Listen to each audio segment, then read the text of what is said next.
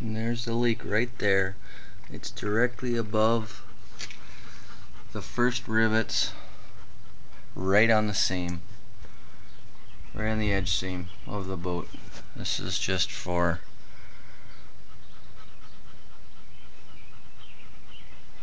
identification purposes for my own. Found it. There it is. Damn, took me long enough.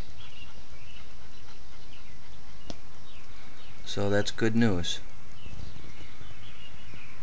I kind of figured that was where it was, but I sure couldn't find it. And that's just following it all the way down there. So somebody's gonna have to run a bead, I'm gonna guess, all the way down the edge if they can. I hope they can, to fix that leak, because it'd be nice to finally get that leak fixed.